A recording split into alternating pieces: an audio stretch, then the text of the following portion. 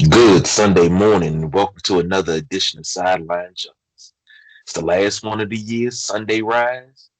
So we're gonna do it upright. As you can see, straight across from me or beside me, however this camera setup is, you got the man, the myth, the legend, the boss, BJ. What's up, everybody? Good morning. And like KG said, man, this is week number 16. What we got? One more week after this, one more week, regular season week, and then it's playoff time. Yes, indeed. So yeah, man, we've been going strong this year, and I got Christmas toys behind me squeaking and squealing and stuff. Hey, man, I'm ready to talk some NFL, man. We had it was a really good game last night between the Dolphins and the Raiders. Did you see that game? I caught a part of it, and Okay. I think that the Raiders, I think they're going to need a coaching change as far as offensive coordinator go.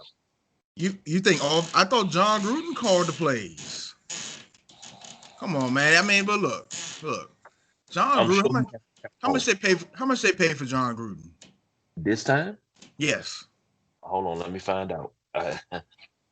Man, it's crazy because they keep losing games. This team was Super Bowl bound 3 years ago before he took over. They Yeah. stumbled because of injuries, but then when he came back, it was supposed to be what put them over the hump. What's the problem That's what now? it's supposed to be. The problem is now he didn't get Tony. He didn't get Tony Dungy's team. That's the 10 problem now. million dollars. 10 years, $100 million. So when you pay somebody 10 years, $100 million, you're not supposed to lose games where they're like multiple coaching mistakes. You're supposed to be the upper echelon of decision making, of the chess match, the stuff we talk about all the time with head coaches. When you pay somebody 10 years, $100 million, you ain't supposed to be losing games like this. Like just blown coverages, like lapses, mental lapses. Like don't get me wrong, the players have to play, but we've seen across the league. We see in Kansas City. We saw in New England for the last 20 years. We see the good teams, San Francisco, with good coaches, Sean McVay in LA. We see these teams and their coaches put the teams in positions where they they get over that hump. They win these close games. They don't have mental lapses on the field. So I'm just saying, 10 years, $100 million is a lot of money to be eliminated from the playoffs. Man, I'm gonna say this. You're eliminated from the playoffs after starting off kind of good, but you're playing in a conference where you're actually the number two team in the conference. I'm sorry, in the division. You're the number two team. So if that's going to be your deal, this ain't the place. This is not what's supposed to happen here. This team was supposed to be a Super Bowl contender, not missing the playoffs.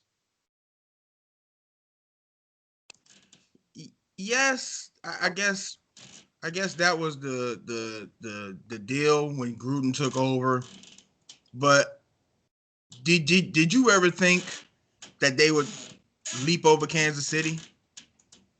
No, that's why I say they're the number two team in the AFC West.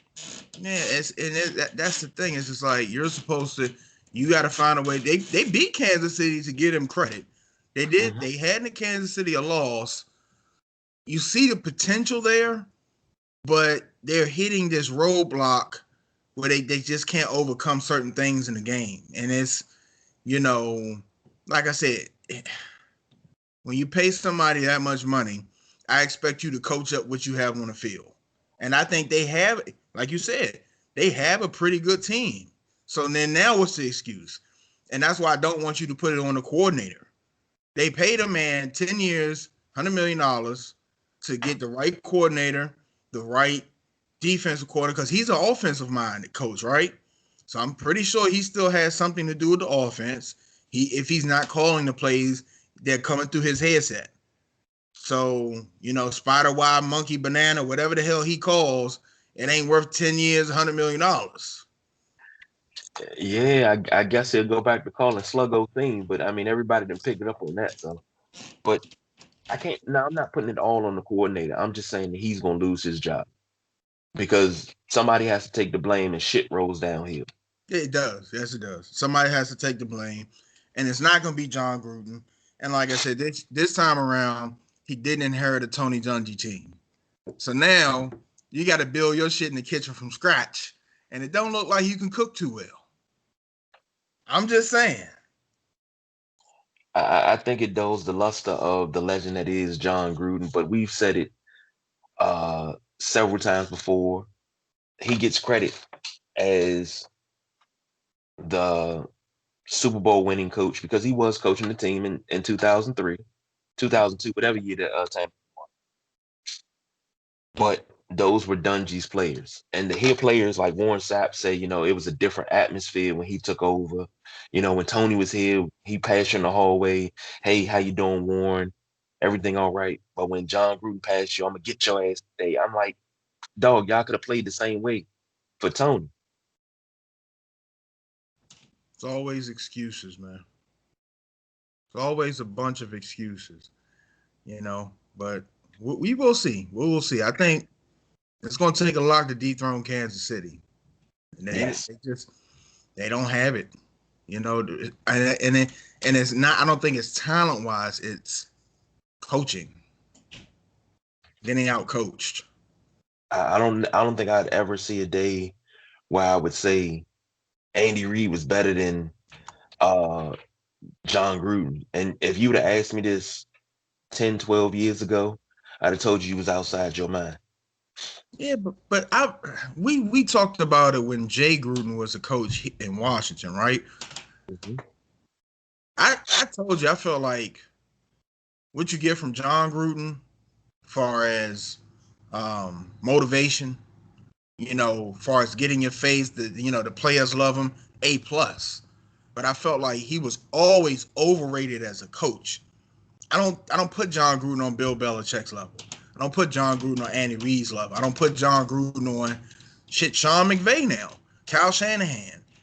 You see what Kyle Shanahan's doing in San Francisco?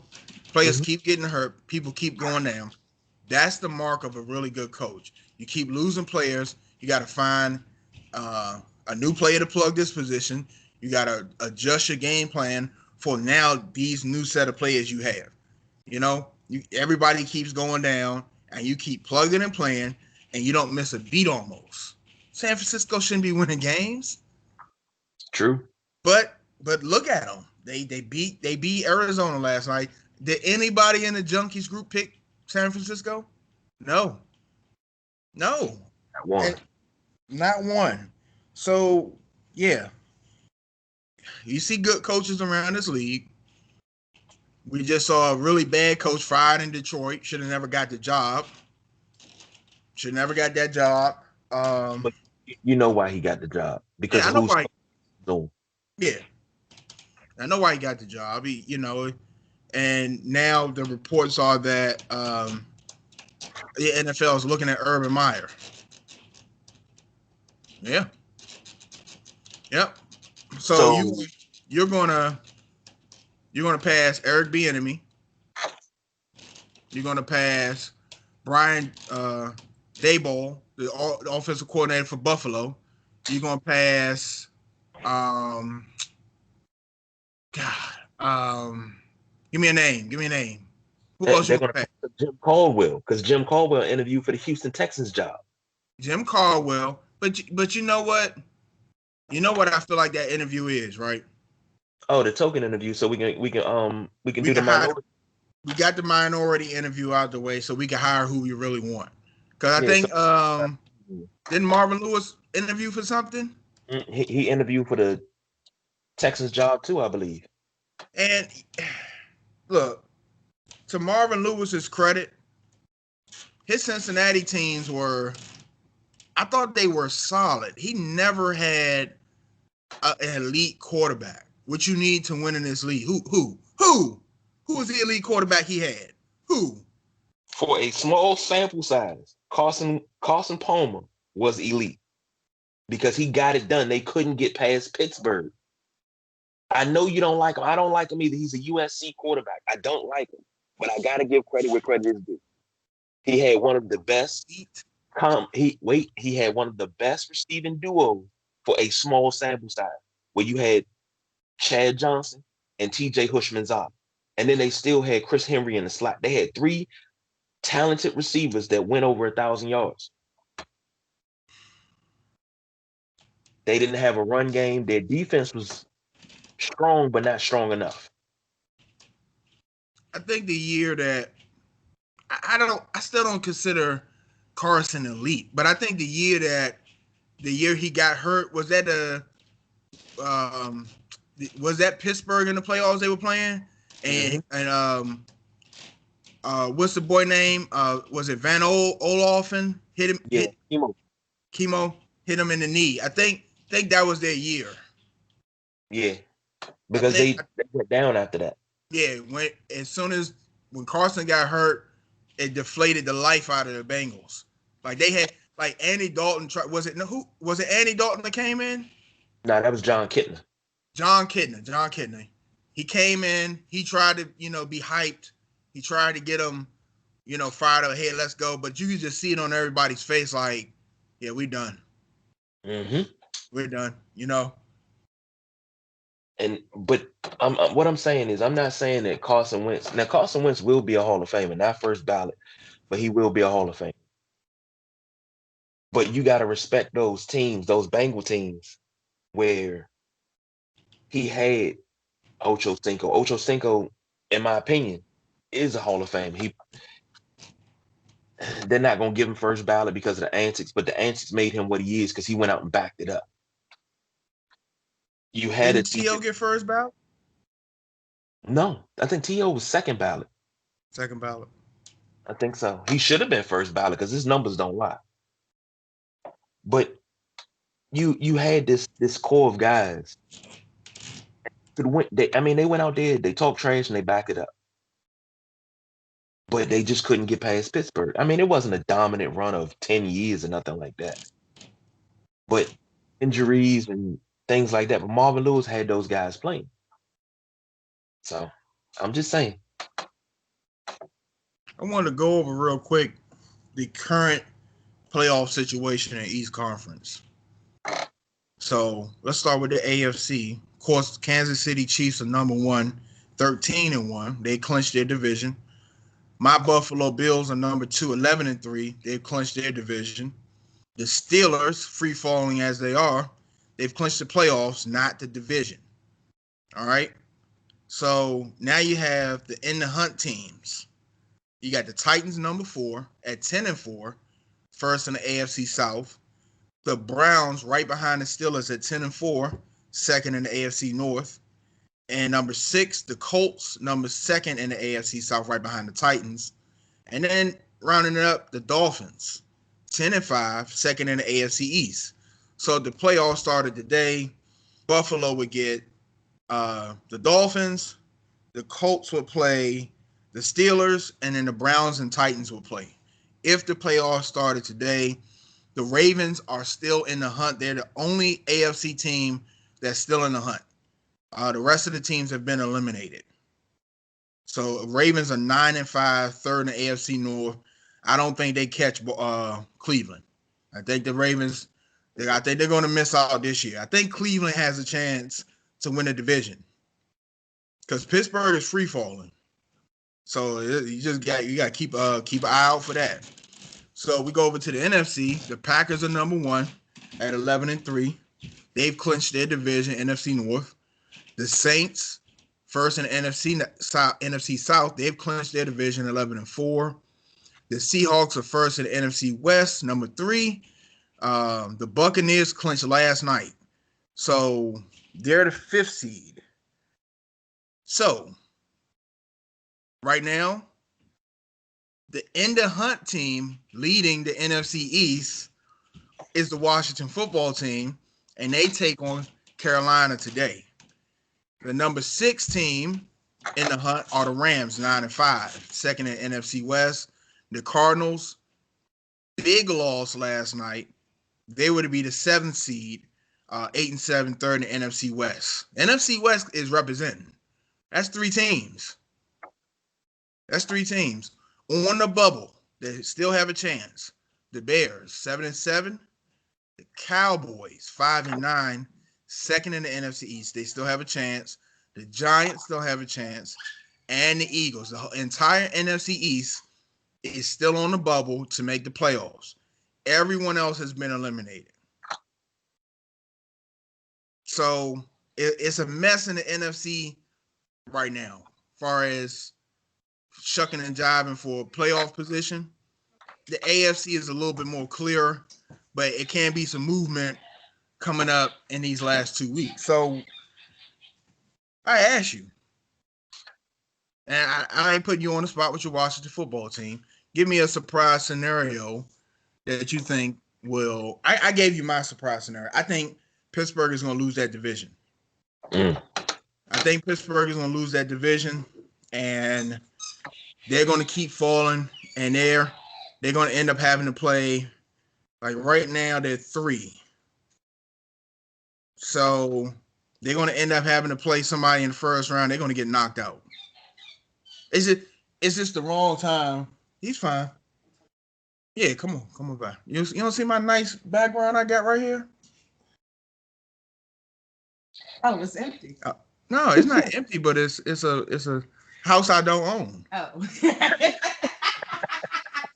That's cute. Yeah, so Good morning, junkies. yeah, they the Browns play the Jets, and I'm not putting anything past the Jets, but the Browns been playing really good football. So I got them beating the Jets today. Pittsburgh plays the Colts. That might be 4 straight L's today. I'm gonna let you do the NFC playoff picture. I want to tell me, since I gave a scenario, give me an NFC scenario you think is a surprise. What you think any surprises? Who's gonna miss the playoffs? Who's gonna make it? What you think? Who's gonna miss the playoffs? And this is surprising. Now, granted, Seattle is a juggernaut. They're gonna win the NFC West, but the Rams are falling right now, per NFL.com. You know, they're down 1. They're falling. They're 9-5 in the West. Even though the Cardinals lost last night. Okay, we get a Cardinals win in the final game of the season against the 49ers, because the Rams are going to lose. I'm put that down now. Rams are going to lose to the Seahawks today. You think so? I know so. I got the Rams beating them today. Oh man, I got to go with Russ, but I think the Rams are going to miss the playoffs, and the Bears are going to sneak in and possibly make some noise. The Bears. Yeah, I mean, I'm not going to speak on and the P word, so I just want to get a win today. That's all I want to do. I want to get a win today. I need the Ravens to come through. Excuse me. Beat the Giants, and that's what it needs to be. Hey man, hey, look. I like that you said the back, because I was looking at the Bears. They're right outside. If the Cardinals keep tripping, that's going to be the Chicago Bears slot right there. So,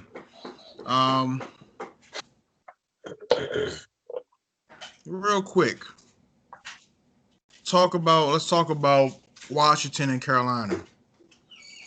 You all right over there? Yeah, choking. But I had to break out one of my victory cups from one of the games that we went to. I always keep one. Yeah, I got a couple around here somewhere. But I got full. I got a black one from last year. This the first year we don't go to the game. I know.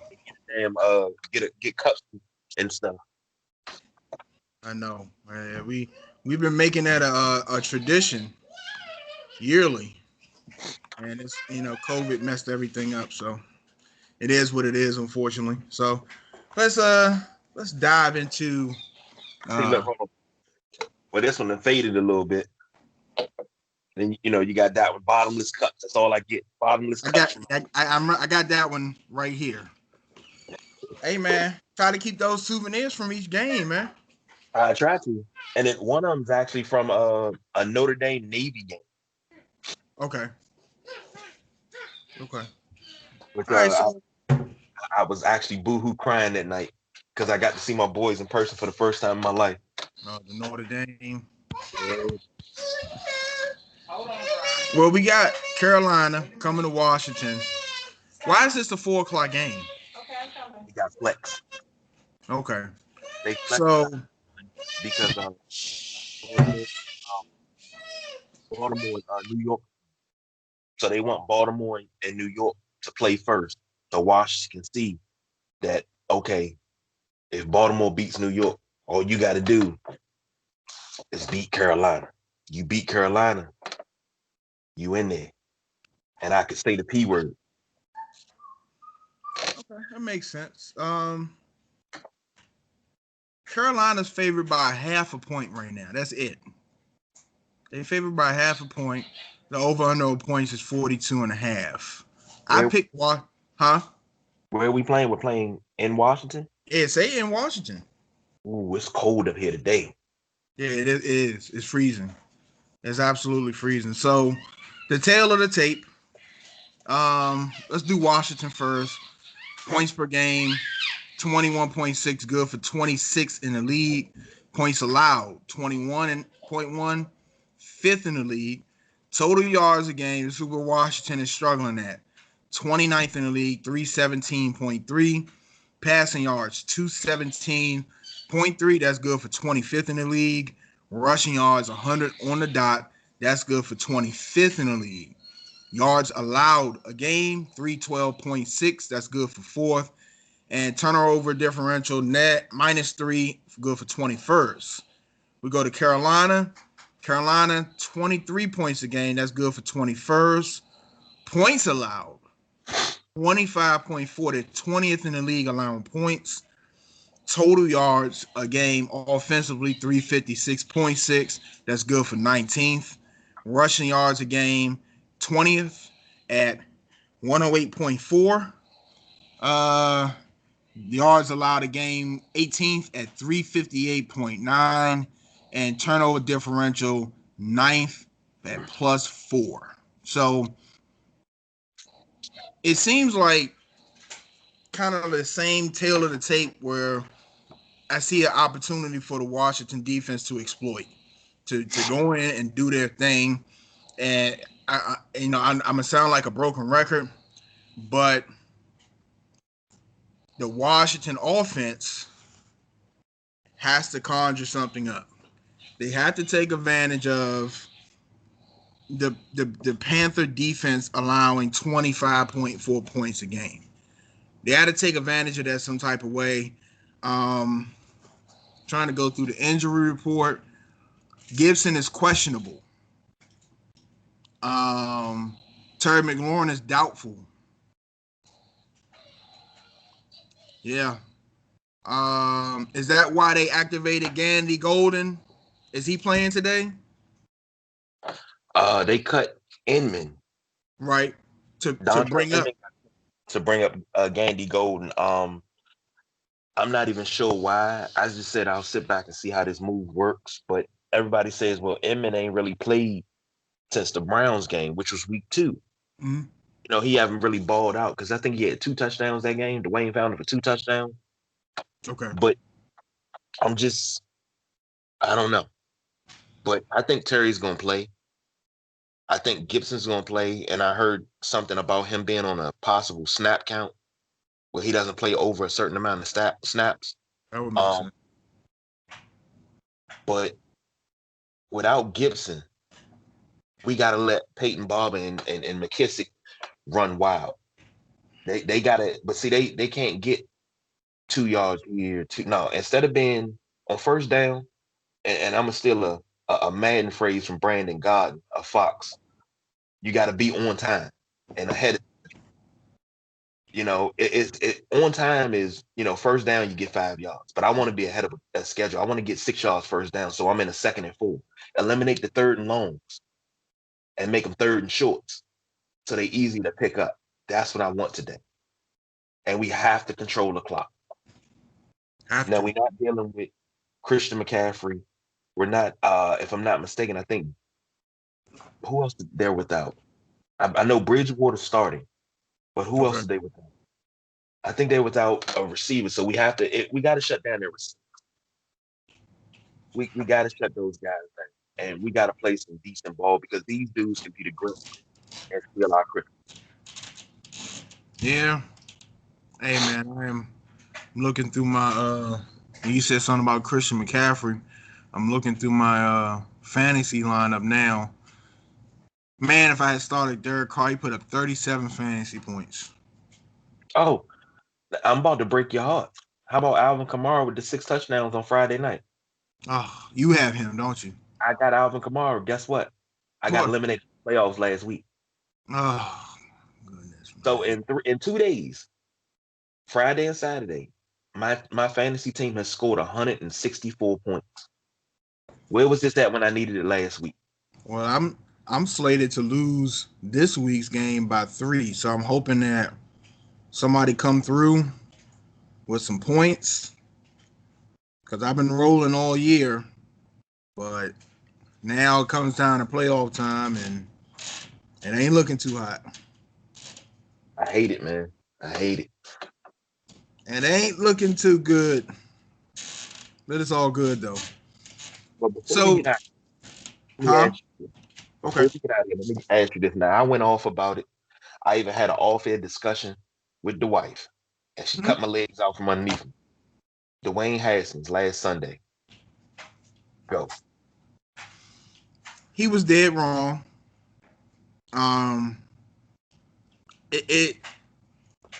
We talked about in the beginning of the year when Ron Rivera pulled him for basically showing off after a loss. And we're like, hey, look, he's a young kid. We can see the maturity in Chase Young. We can see the leadership in Chase Young.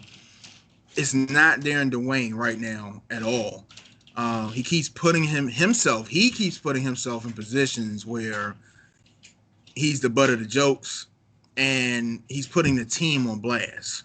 Like what happened last Sunday was like totally unacceptable, especially with what's going on in this climate right now where people are dying left and right from this damn disease and you're out partying, so no mask on.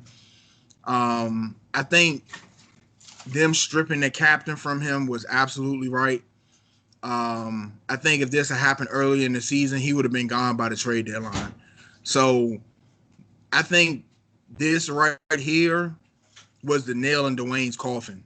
Like, the kid is talented. You can see the flashes. We hopped on social media after the Seahawks loss, and I'm like, I'm watching the last 2 drives, and it's frustrating because he's throwing darts. He's hitting people dropping the passes. And then the very last drive, the offensive line just completely disappeared. Okay? So if you're blaming Dwayne Haskins for that, like, look, we know it's a team effort. We know that at the end of the day, the quarterback is what drives everything, right? But if on a 3-step drop, you're already getting sacked when your foot hits the 3rd step, or fucking on a 5-step drop, you on the 3rd step and you already getting sacked.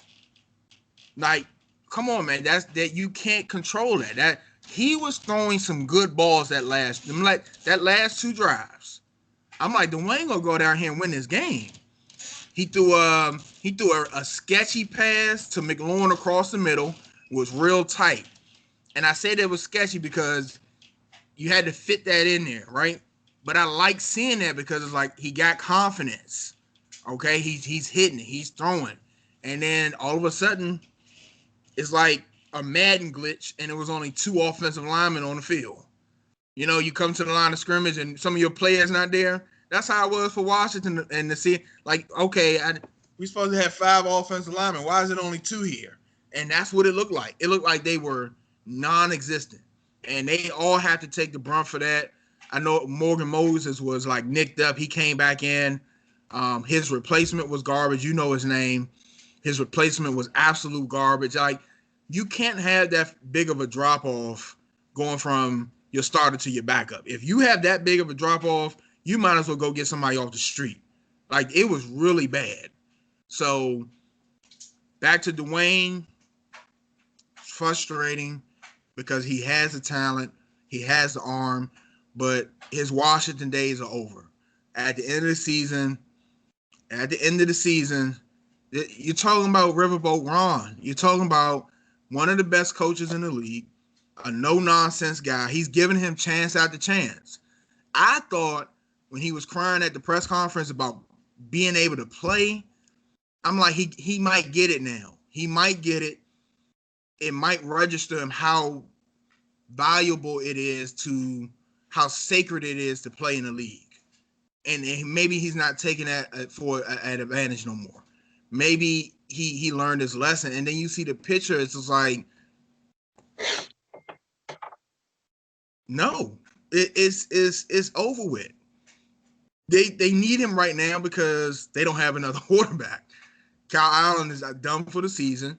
So he's basically, anytime, Alex Smith is going to get nicked up, it's going to be Dwayne coming. You're forced with him right now. It's nothing you can do. But I think at the end of the season, this experiment is over. I don't think he gets any more chances, especially after being stripped from the captain, fined. That's it, man. Okay.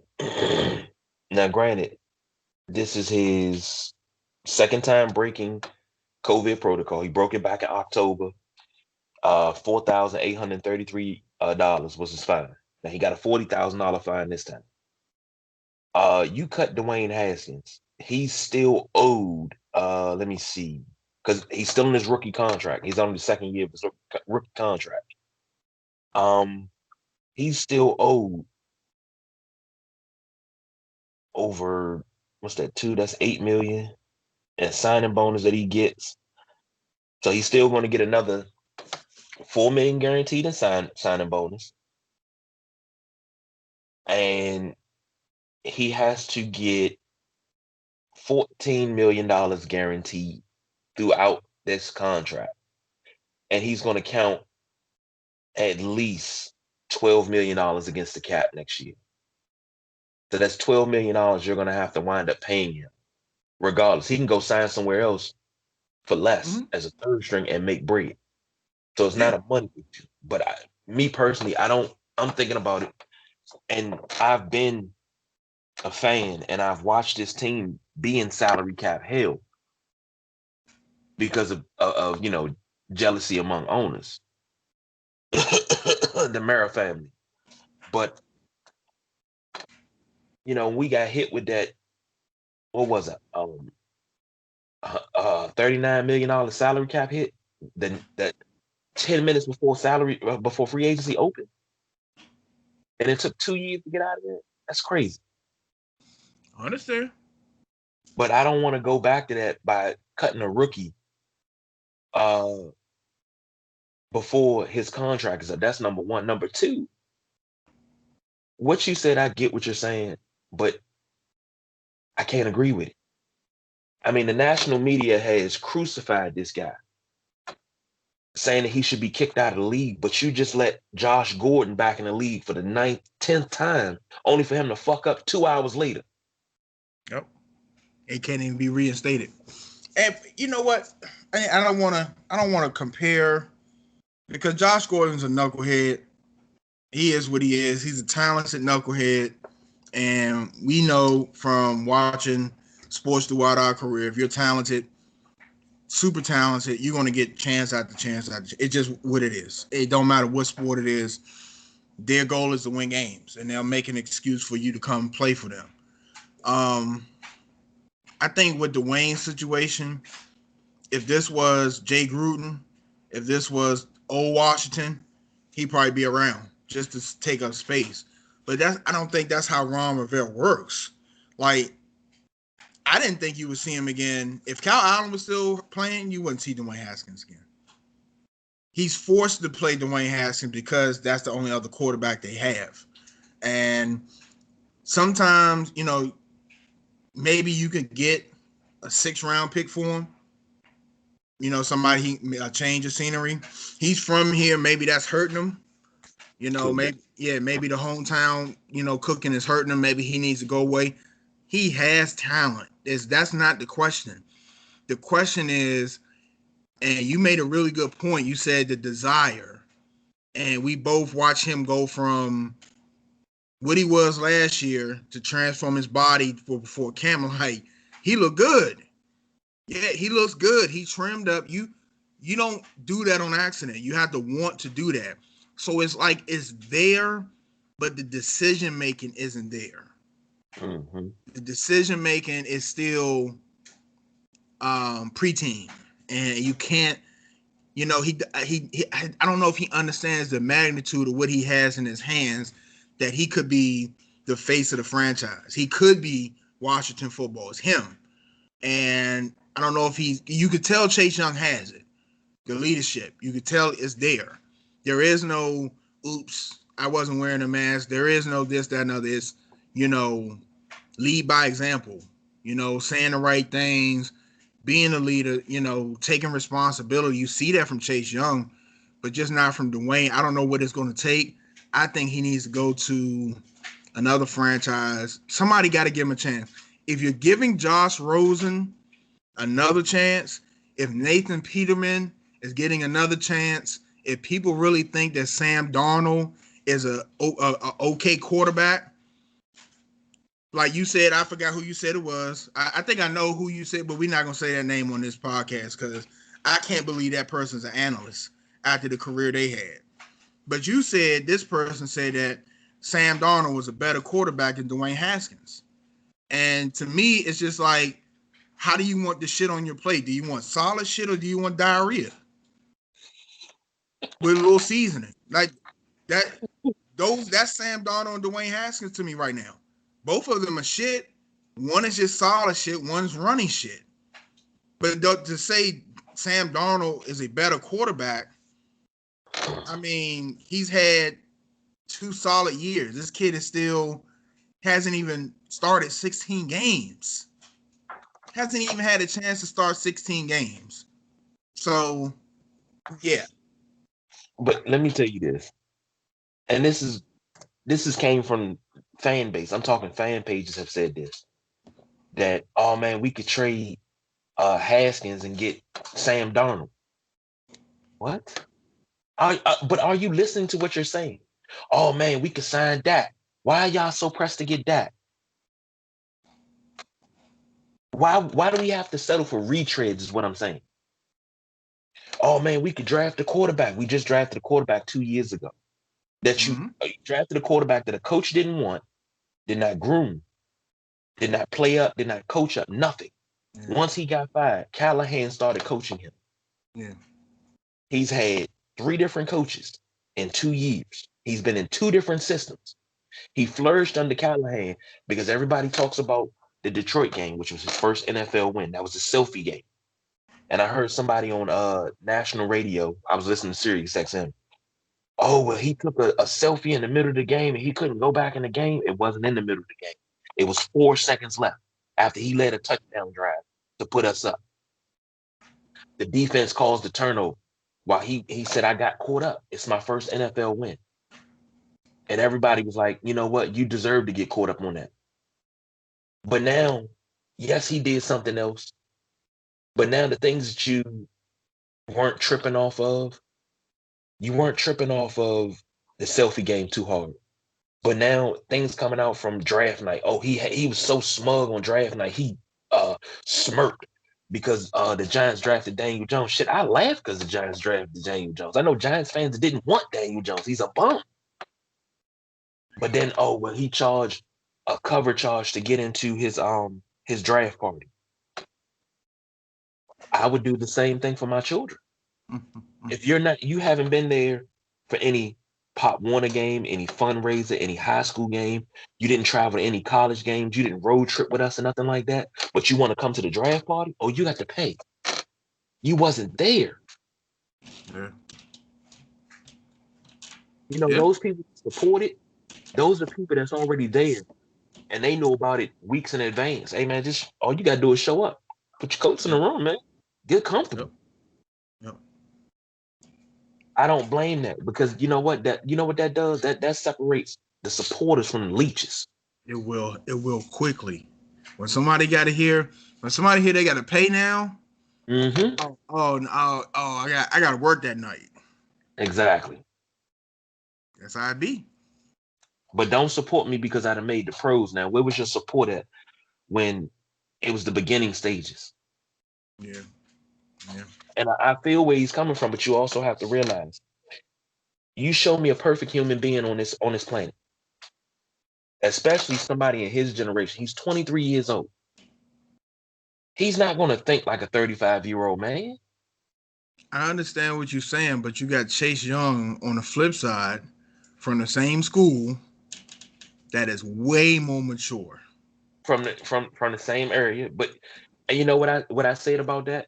It's got to be who he has around him. Chase Young has, I think he got older brothers. He got I'm his not. dad. He got his dad, mom.